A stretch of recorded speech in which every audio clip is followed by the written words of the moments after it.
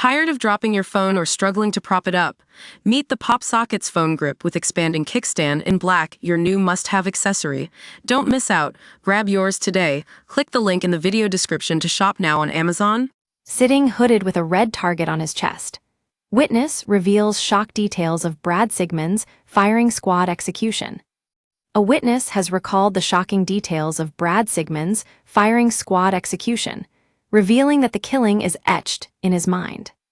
Sigmon, 67, was the first person to choose execution by firing squad in 15 years, and faced his lethal punishment on Friday night in front of several witnesses. Reporter Jeffrey Collins has witnessed executions in South Carolina for the Associated Press for over 2 decades. He has watched a total of 11 people killed using 3 methods.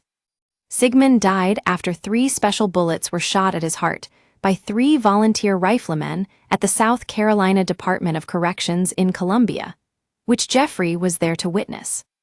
The criminal was convicted of beating to death with a baseball bat his ex-girlfriend's parents, David and Gladys Lark, at their Taylor's home in 2001.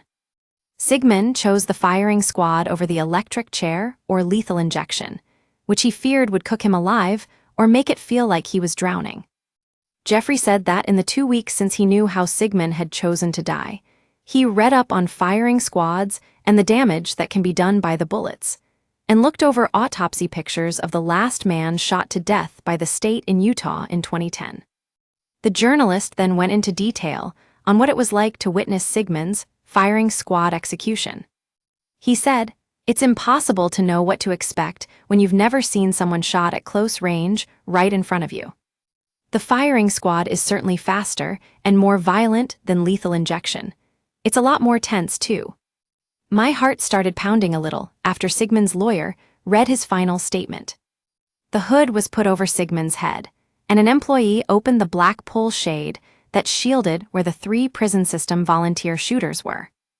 Jeffrey said how just 2 minutes later they fired, with no warning or countdown, which understandably startled the journalist. He recalled, the white target with the red bullseye that had been on his chest, standing out against his black prison jumpsuit, disappeared instantly as Sigmon's whole body flinched. A jagged red spot then appeared where Sigmon was shot, around the size of a small fist. Sigmon's chest then chillingly moved 2 or 3 times before a doctor arrived, conducted an examination, and he was declared dead. Jeffrey added, "Then we left through the same door we came in." Despite Sigmon's killing appearing to be rather blunt and abrupt, Jeffrey said he won't forget the crack of the rifles or the target disappearing. What also remains etched in the journalist's mind is that Sigmon was talking or mouthing toward his lawyer, trying to let him know he was okay before the hood went on. Sigmon's last words were revealed, as he spoke 4 Bible quotes that he believed showed that nowhere does God in the New Testament give man the authority to kill another man.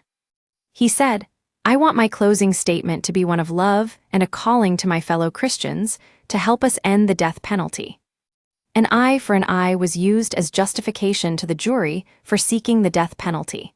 At that time, I was too ignorant to know how wrong that was." He ended his speech with, "We are now under God's grace and mercy." The criminal was convicted of beating to death with a baseball bat his ex-girlfriend's parents, David and Gladys Lark, at their Taylor's home in 2001. Sigmon made a last gasp for life on Wednesday when he pleaded with the Supreme Court to halt his execution. He argued that South Carolina's refusal to disclose information about its lethal injection procedure violates his due process rights. Gerald Bo King, Sigmon's lawyer, said it took around 20 minutes for the last 3 men executed in the state to die from the lethal injection. He said Sigmon faced an impossible choice between bullets that will break the bones in his chest and destroy his heart, and having his lungs filling with blood and fluid after the injection. Bo also said Sigmon avoided the chair because he feared it would burn and cook him alive. A group of protesters holding signs with messages such as "All life is precious" and "Execute justice, not people," gathered outside the prison before Sigmon's execution. Sigmon pulped the couple in April 2001, just a week after breaking up with their daughter, Rebecca Barber. I want my closing statement to be one of love and a calling to my fellow Christians to help us end the death penalty.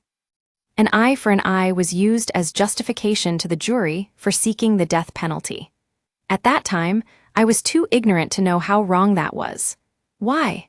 Because we no longer live under the Old Testament law, but now live under the New Testament. Matthew 5:38-39 says, "You have heard that it has been said, an eye for an eye and a tooth for a tooth. But I say unto you that you do not resist an evil person. Whosoever shall smite me on the right cheek, turn to him the other one as well." Romans 6:14. "For sin shall not have dominion over you, for you are no longer under the law but under grace." Nowhere does God in the New Testament give man the authority to kill another man.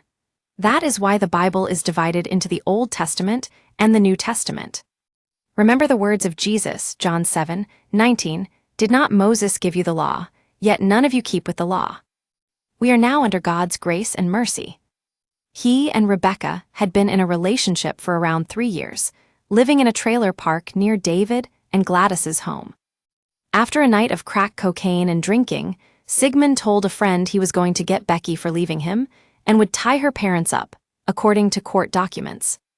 When Rebecca took her kids to school, Sigmon showed up at her parents' house armed with a baseball bat. He bludgeoned them alternately, striking each 9 times over the head. David's skull was almost broken in two, the court heard during the 2002 trial. Sigmon then stole David's gun and waiting for Rebecca to get back. He marched her into the car at gunpoint, but she managed to escape, fleeing as he blasted shots in her direction, according to the court docs. The murderer fled the state, but was captured after 11 days on the run in Tennessee. When he was arrested, Sigmon told detectives he had planned to murder Rebecca and then turn the gun on himself. He said, "I couldn't have her. I wasn't going to let anybody else have her,"